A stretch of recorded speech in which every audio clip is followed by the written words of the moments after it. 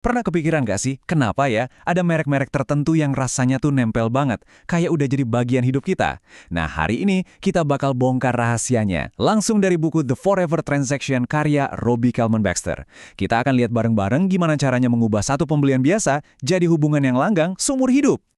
Kutipan ini, wah, ini bener-bener pas banget. Di dunia yang isinya pilihan semua kayak sekarang, fokusnya tuh udah bukan lagi soal jual beli sesaat. Justru, perusahaan yang bakal bertahan itu ya mereka yang bisa membangun keterlibatan yang nyata dan bikin pelanggan setia buat jangka panjang. Ini bener-bener mengubah peta permainan loh. Nah, ini dia nih pertanyaan jutaan dolarnya. Gimana caranya? Gimana caranya kita bisa mengubah pelanggan yang ya cuma lewat doang jadi penggemar sejati? Jawabannya, itu ada di pergeseran pola pikir. Bukan lagi soal jual barang, tapi soal membangun hubungan yang kuat dan awet. Oke, kita mulai dari fondasinya dulu. Kenapa sih model bisnis yang dulu-dulu itu sekarang kayaknya udah nggak relevan lagi? Jawabannya simpel aja, dunia udah berubah dan ya pelanggan kita juga udah berubah. Coba deh bayangin sikat gigi pinter. Contoh ini keren banget loh. Kamu itu bukan lagi sekedar beli alat, kamu dapat semacam partner kesehatan. Oral-B di sini nggak cuma jualan sikat gigi, tapi mereka jualan janji. Janji gigi yang lebih sehat selamanya. Caranya ya dengan ngasih saran yang personal banget, berdasarkan data kamu. Nah, disitulah bedanya. Slide ini, wow, ini merangkum semuanya dengan sempurna. Coba lihat deh perbedaannya. Dari yang tadinya anonim, sekali bayar, komunikasi searah, sekarang kita pindah ke hubungan yang berkelanjutan, pembayaran rutin, dan ada koneksi komunitasnya. Nah, inilah yang disebut ekonomi keanggotaan. Fokusnya udah geser, bukan lagi apa yang kamu jual, tapi siapa yang kamu layani.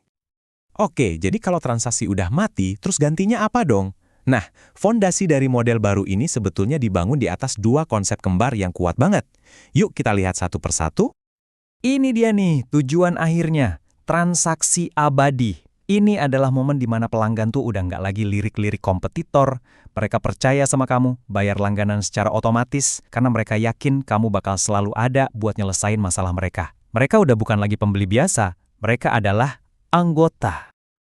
Tentu aja, ya loyalitas itu nggak gratis. Buat bisa dapetin transaksi abadi tadi, kita harus ngasih yang namanya janji abadi.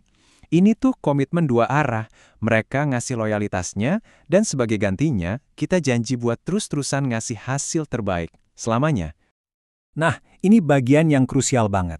Janji kamu itu butuh kepercayaan.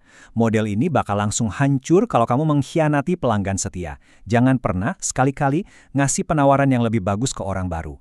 Dan yang paling penting, jangan pernah sembunyiin tombol berhenti langganan. Ingat, kepercayaan adalah mata uangnya di sini. Oke, teorinya kedengeran bagus ya. Tapi gimana cara mulainya? Nah, untungnya buku ini ngasih peta jalan yang jelas. Yuk kita lihat 3 langkah pertamanya. Kunci utamanya di sini, jangan buru-buru. Pertama, bikin dulu rencana yang matang. Kedua, definisikan janji kamu buat pelanggan terbaikmu. Terus yang ketiga, baru deh jalanin eksperimen kecil-kecilan. Ini semua soal, ya, tes, belajar, adaptasi, dengan risiko yang minimal sebelum kamu benar-benar investasi besar-besaran. Terus, kenapa ini penting? Coba deh lihat angka ini. Ini data dari tahun 2018 loh, bahkan saat itu aja, lebih dari setengah konsumen di Tiongkok udah pengen pakai lebih banyak layanan langganan. Ini sinyal yang kuat banget kalau permintaan global untuk model bisnis ini tuh gede, dan trennya ya cuma makin kuat aja. Oke, memulai itu satu hal. Tapi perjalanan sesungguhnya itu baru dimulai pas kita coba buat berkembang. Mengembangkan model ini jadi lebih besar itu wah, ada tantangannya sendiri yang perlu kita antisipasi. Ini nih salah satu kenyataan pahit yang harus dihadapi. Siap-siap aja ada penurunan finansial di awal. Kamu kan investasi di depan untuk dapat pendapatan rutin nanti. Anggap aja ini lari maraton, bukan sprint. Kamu harus mau lewatin lembahnya dulu, baru bisa nikmatin pemandangan dari puncak. Terus gimana kalau eksperimennya gagal? Nah, jangan langsung panik. Kuncinya adalah cari tahu kenapa gagal. Apa pesannya yang nggak nyampe, atau produknya nggak sesuai janji, atau mungkin eksekusinya yang jelek. Diagnosis yang tepat itu langkah pertama buat perbaikan. Dan ingat ya, seringkali tantangan terbesarnya itu bukan di strategi atau logistik, tapi di manusia. Perubahan itu sulit loh. Ini bukan cuma soal ngubah bisnis, tapi juga ngubah budaya. Pemimpin harus bisa mengatasi penolakan, baik yang logis maupun yang emosional. Ini soal memenangkan hati dan pikiran, bukan cuma angka di laporan keuangan. Kutipan ini, wah ini benar-benar nangkep semangatnya.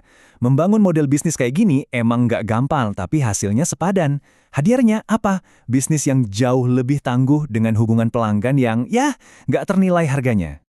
Jadi, setelah kita bahas panjang lebar, pertanyaannya sekarang kembali ke kamu. Apa janji abadi bisnismu? Hasil luar biasa apa yang bisa kamu kasih ke pelanggan terbaikmu secara terus-menerus dan konsisten? Jawaban dari pertanyaan inilah yang akan jadi fondasi bisnis kamu di masa depan.